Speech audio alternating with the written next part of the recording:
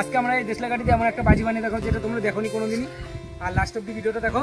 আর আজকে কাউকে like comment subscribe করতে বলবো না, আর কমেন্টে তোমাদের নামটাও জানিয়ে দিও। তো চলো শুরু করা যাক।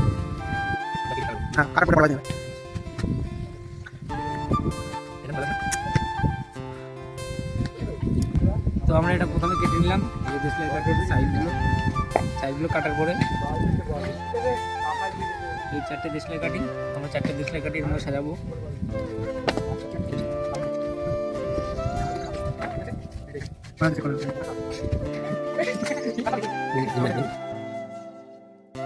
এই যে কাগজটা পুরো পেঁচে ফেললাম, পেঁচে ফেলে এবার দড়ি নেবো, দড়ি দিয়ে ভালো করে 4 সাইড দিয়ে বাঁধতে হবে।